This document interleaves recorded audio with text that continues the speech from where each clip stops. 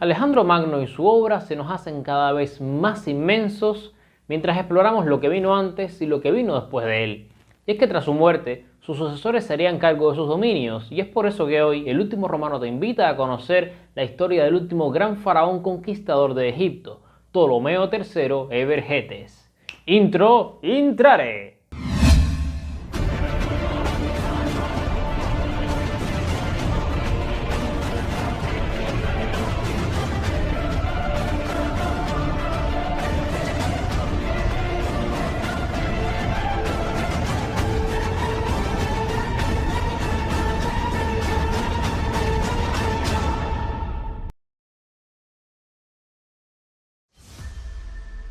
Siendo el favorito para suceder a su padre, Ptolomeo III ascendería al trono con 36 años. Ante él se encontraría un esplendoroso reino griego en Egipto, heredado de su abuelo y de su padre. Sin embargo, el Nilo no era la única región del Mediterráneo oriental bajo control helenístico. Grecia permanecía bajo la órbita del reino de Macedonia, mientras que Persia y Siria formaban parte de los dominios del imperio seleucida. El principal oponente del Egipto tolemaico que ahora Ptolomeo III controlaba.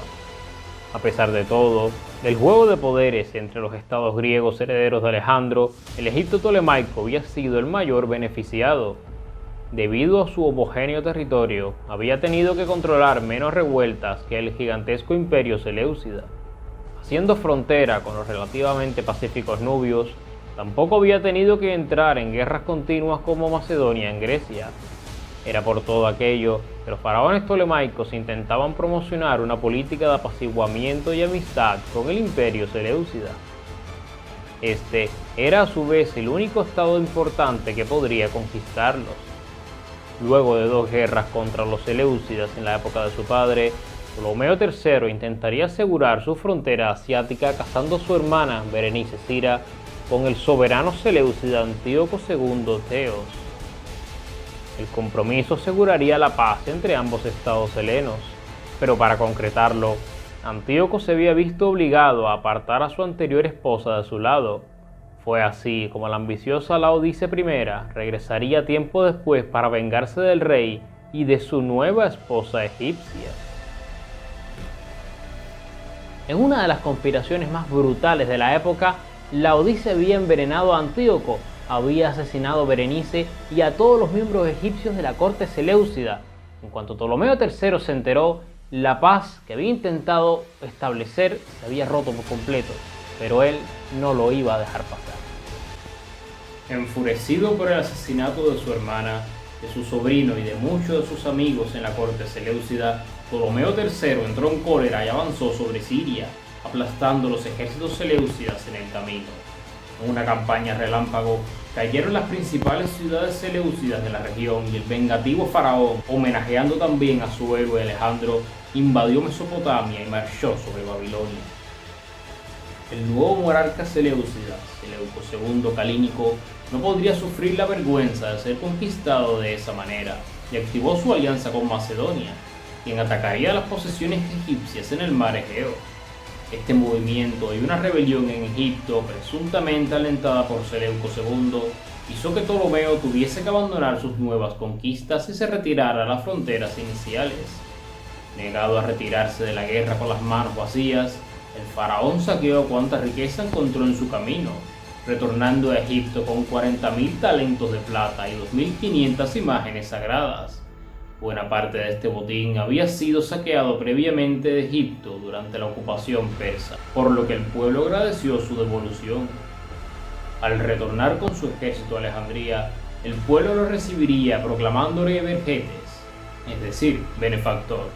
Habiendo perdido algunas de sus posesiones frente a Macedonia, Ptolomeo III se centraría en la administración de su reino tras firmar la paz con los seleucidas.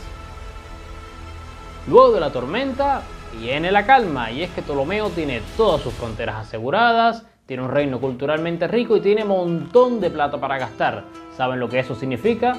Pues el reinado más brillante de su dinastía.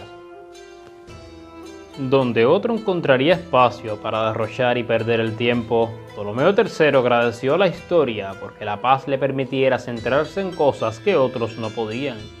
Durante su reinado, la gran biblioteca de Alejandría alcanzaría la mayor cantidad de libros dentro de sus paredes.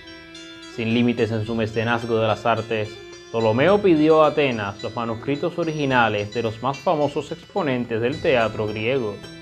Su misión era dejarlos en la biblioteca y entregarles una copia a los atenienses, por lo que estos pidieron 450 kilogramos en monedas de oro o plata en caso de que se perdieran. Cuando los manuscritos llegaron a la biblioteca de Alejandría, Ptolomeo envió sus copias a Atenas, pero insistió en que la ciudad griega se quedara con el dinero dado en caso de pérdida. El faraón también era conocido por promover a los más capaces. Se cuenta que promovió a bibliotecario al famoso erudito Aristófanes de Bizancio, luego de que éste desenmascarara como plagiadores a los ganadores de un concurso de poesía organizado por el rey egipcio. Cuando Aristófanes mostró desapruebo, Ptolomeo le pidió explicaciones y el erudito explicó cada uno de los plagios al recordar de memoria cada poesía a la cual los ganadores habían copiado. Su reinado es considerado como una época de gran madurez para la biblioteca, pues predominaron los descubrimientos científicos y la crítica literaria entre los eruditos. Permitió el estudio profundizado de cientos de obras de la época y fue bajo su mandato que se promulgaría el nuevo calendario solar para Egipto. La promoción de Eratóstenes de Cirene le permitiría a este último llevar a cabo descubrimientos sin precedentes, como la confirmación de la redondez de la Tierra y el cálculo casi exacto de su diámetro. Se le atribuyó además a este gran geógrafo la creación del mapa del mundo conocido más detallado hasta ese momento. Qué bien se siente hablar de los buenos gobernantes, cosa que no hemos visto recientemente en estos tiempos, ¿verdad? Pero bueno, ¿qué se le va a hacer? El último romano se despide de momento, les dejo la reflexión en el ending y recuerden, lo importante no es saber historia, sino entenderla bien. ¡Hasta el lunes!